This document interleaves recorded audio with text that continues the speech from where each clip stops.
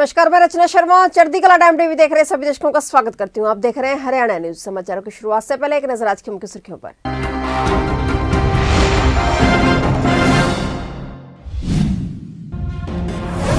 कृषि कानूनों के मसले पर किसानों और सरकार की मीटिंग जारी। केंद्रीय कृषि मंत्री, रेल मंत्री और 40 किसान संगठन विज्ञान भवन में मौजूद। मोबाइल टावरों से तोड़फोड़ का मामला पहुंचा हाई कोर्ट। कंपनी ने की तोड़फोड़ करने वालों के खिलाफ कार्रवाई की मांग।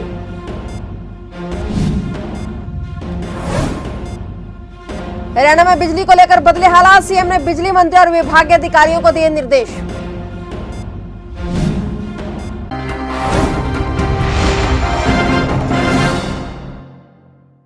और अब समाचार विस्तार से। कृषि कानूनों के मसले पर आज सरकार और किसानों के बीच बातचीत हो रही है। 7वें दौर की ये चर्चा दिल्ली के विज्ञान भवन में हो रही है। पिछली बातचीत में सरकार बिजली बिल, प्रदूषण के मसले पर किसानों की मांग मान गई थी, लेकिन अब एमएसपी और कृषि कानून वापसी पर दोनों पक्षों में चर्चा हो रही है। दिल्ली के विज्ञान भवन में केंद्रीय कृषि मंत्री नरेंद्र सिंह तोमर, रेल मंत्री पीयूष गोयल और 40 किसान संगठनों के बीच बातचीत जारी है।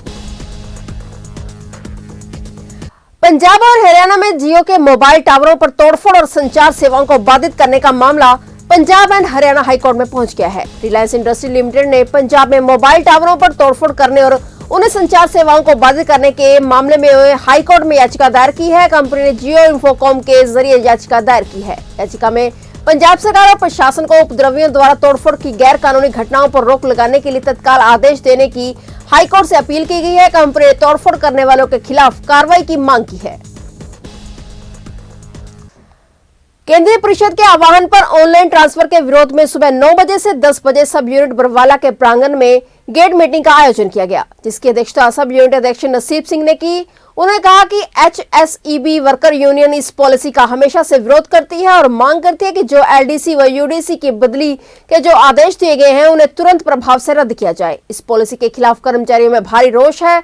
अगर विभाग ने व सरकार ने इस पॉलिसी को वापस नहीं लिया तो कर्मचारी कुछ करने को तैयार है।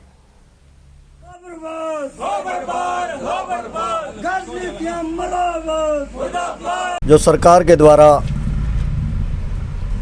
कर्मचारियों की ऑनलाइन ट्रांसफ़र पॉलिसी बनाई गई है, उसके बारे में मैं बताना चाहता हूं कि सरकार ने जो LDC और UDC JEE की जो ऑनलाइन ट्रांसफ़र पॉलिसी बनाई है वह बिजली बोर्ड में इतनी कारगर नहीं है, क्योंकि बिजली बोर्ड एक ऐसा डिपार्टमेंट है जिसमें किसी भी समय किसी भी हादसे का सामना करना पड़ सकता है। इस नीति के खिलाफ कर्मचारियों में बहुत रोष है और मैं चाहता हूं कि सरकार इस कर्मचारियों की ऑनलाइन पॉलिसी को वापस ले। धन्यवाद। कलायत के शमशान घाट पर प्रशासन द्वारा करीब 2 वर्ष पूर्व 22 लाख रुपए की लागत से शमशान घाट में शेडों का निर्माण शुरू किया गया था। पैसों की कमी के कारण पिछले करीब 1.5 वर्ष के निर्माण कार्य बीच में ही बंद करने पड़े। जो पिलर बनाए गए थे उनके पास से मिट्टी धंसना शुरू हो गई है। कई पिलरों के पास से 5 फुट तक मिट्टी धंस चुकी है। शिवपुरी शमशान सोसाइटी के प्रधान राधेश्याम भट्ट ने बताया कि इस बारे में उनकी संस्था बार-बार नगर पालिका प्रशासन को अवगत करवा चुकी है, पर बंद पड़ा निर्माण कार्य शुरू नहीं हो पा रहा है।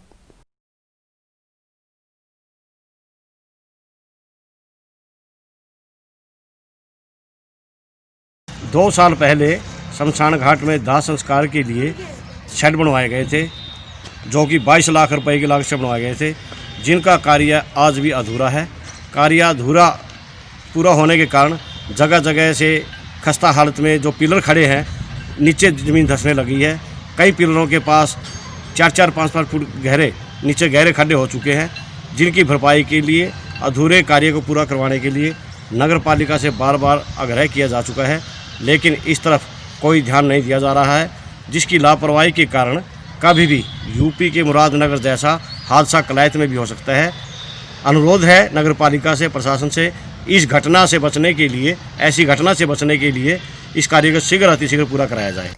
गौ तस्करी रोकने के लिए हरियाणा की बीजेपी सरकार ने भले ही नए कानून में गौ हत्या के लिए 10 साल तक की सजा का प्रावधान किया है, लेकिन हरियाणा में गौ तस्करी करने वालों में इसका कोई भय दिखाई नहीं देता। ताजा मामला दिल्ली से सटे फरीदाबाद का है, जहां गायों को पिकअप गाड़ी में चुराकर भाग रहे गौ तस्करों के पीछे करने पर गौ तस्करों ने गौरक्षकों पर ताबड़तोड़ फायरिंग कर दी, लेकिन गनीमत रही कि किसी को गोली नहीं लगी और गौरक्षकों की जान बच गई। इस दौरान अपनी जान बचाने के लिए गौ तस्कर गायों को गाड़ी से नीचे फेंककर गाड़ी छोड़कर फरार हो गए। फिलहाल पुलिस गौ तस्करों की गाड़ी को कब्जे में लेकर आगे की कानूनी कार्रवाई में जुट चुकी है। दरअसल आज सुबह की बात, करीब 3-3:30 बजे की बात है। हमें अचानक गौ तस्कर डबुआ मंडी में दिखे और गायों को भुसकी तरीके से डाल रहे थे। वो मतलब बहुत क्रूअल्टी से उन गायों को डाल रहे थे और बांध रहे थे। हम रोज़ाना गायों को गुड़ खिलाने के लिए जाते हैं और कंबल डालते हैं जो गायें ठंड में ठिठुर रही होती हैं।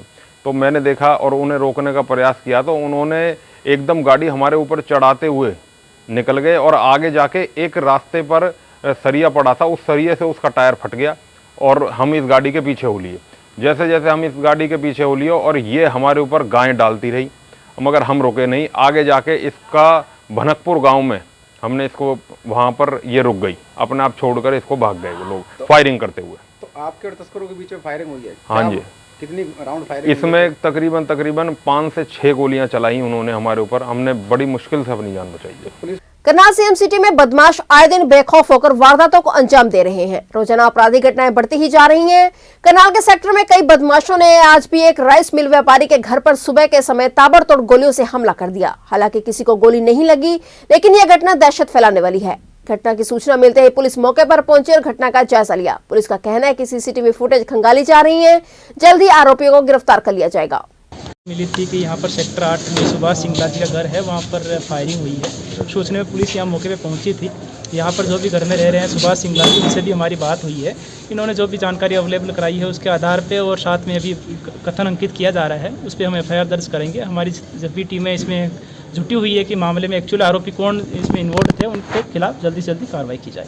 तो कितने राउंड फायरिंग हुई सर? ये कोई रंजिश का मामला? देखिए अभी FSL टीम वगैरह आई हुई है यहाँ पर मौके पे। हम जितनी भी जो यहाँ पर एविडेंसेज है वो हम कलेक्ट कर रहे हैं और साथ में हमने शिकायतकर्ता से भी बात की है। हमें उम्मीद है कि हम जल्दी से ही आरोपियों तक पहुँच जाएंगे। हरियाणा में नए साल के दौरान कांग्रेस नए रंग ढंग में दिखेगी। पूर्व मुख्यमंत्री भूपेंद्र सिंह हुड्डा जहां कांग्रेस की एकजुटता के लिए प्रयास करते नजर आएंगे, वही विभिन्न कारणों से पार्टी छोड़ चुके अपने पुराने साथियों को भी हुड्डा खेम एकजुट करेगा। इस काम की जिम्मेदारी हुड्डा ने अपने बेटे राज्यसभा सदस्य दीपेंद्र सिंह हुड्डा को सौंपी है। दीपेंद्र ने भी साल की शुरुआत के साथ ही अपने पिता द्वारा खींची गई लाइन पर काम करना शुरू कर दिया है। दीपेंद्र हरियाणा को 3 हिस्सों में बांटकर बड़े हुड्डा की रणनीति पर आगे बढ़ेंगे। उत्तर हरियाणा की राजनीतिक गतिविधियों को चंडीगढ़ से अंजाम दिया जाएगा, जबकि मध्य हरियाणा की गतिविधियां रोहतक से चलेंगी। हरियाणा के 7,500 से अधिक गांवों में 5,000 से ज्यादा गांव ऐसे हैं जहां सरकार 24 घंटे बिजली पहुंचाने में कामयाब हो गई। हरियाणा सरकार की योजना अगले 1.5 साल के भीतर प्रदेश के सभी गांवों में 24 घंटे बिजली देने की है। मुख्यमंत्री मनोहर लाल खट्टर ने बिजली मंत्री रणजीत सिंह चौटाला और विभागीय अधिकारियों को इस दिशा में तेजी के साथ काम करने के निर्देश दिए हैं। साथ ही अधिकारियों को 10 लाख स्मार्ट मीटर लगाने का टारगेट जल्द पूरा करने के निर्देश दिए गए हैं।